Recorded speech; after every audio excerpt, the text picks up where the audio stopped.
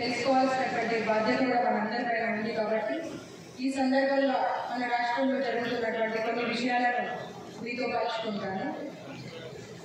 ప్రియమైన సోదరి సోదరులారా, జిల్లా ప్రజలందరికీ తెలంగాణ ప్రజాపాలన దినోత్సవం సందర్భంగా నా హృదయ శుభాకాంక్షలు. చరిత్రలో 1948 సంవత్సరం సెప్టెంబర్ 17వ తేదీకి ఒక విశిష్టత ఉంది. 76 సంవత్సరాల క్రితం ఇదే రోజున మన తెలంగాణ భారతదేశంలో అంతర్భాగంగా మారింది. రాచరిక పాలన నుండి ప్రజాస్వామ్య పాలన దశలోకి పరివర్తన చెందింది. అందుకే ఈ సందర్భంగా తెలంగాణ ప్రజాపాలన దినోత్సవాన్ని జరుపుకుంటున్నాం. తెలంగాణ ప్రజాస్వామిక స్వేచ్ఛను పొందడం కోసం ఆనాటి యావత్ సమాజం ఉద్యమించింది. ఆనాటి అపూర్వ ఘట్టాలు జాతి జీవనంలో నిరంతరం సజీవంగా నిలిచిపోయాయి.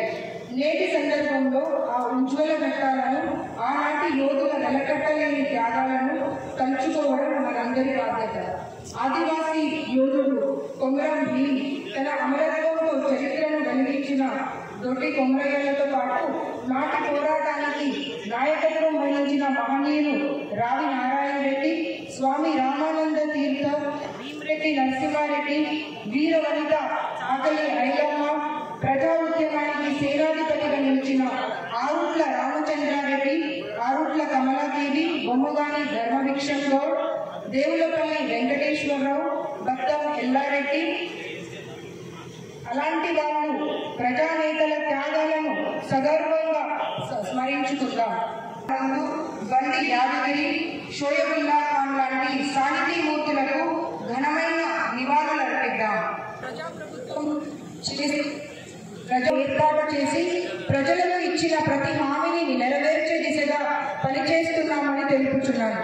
ప్రజాప్రభుత్వం ద్వారా పెద్దపల్లి జిల్లాలో అమలు చేస్తున్న సంక్షేమ అభివృద్ధి కార్యక్రమాలకు క్లుప్తంగా మీ ముందుంచుతున్నాను. రైతు సంక్షేమమే ప్రథమ లక్ష్యంగా మన ప్రభుత్వం పనిచేస్తుంది.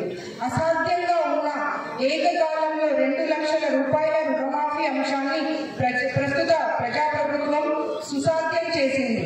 అర్హులైన ప్రతి పేద కుటుంబానికి అభయహస్తం గ్యారంటీ పథకాలను అందించే విధంగా దిశగా జిల్లాలోని ఎంపీడీఓ కార్యాలయాలు, సమీకృత జిల్లా కలెక్టరేట్లో ప్రజాపాలన సేవా కేంద్రాలను ఏర్పాటు చేశారు.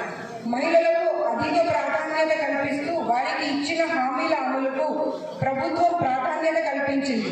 ప్రజాప్రభుత్వం ఏర్పడిన 2 రోజుల వ్యవధిలోనే మహాలక్ష్మి పథకం కింద మహిళలకు ఆర్టీసీ బస్సులలో ఉచితంగా బస్సు ప్రయాణం సౌకర్యం కల్పించారు.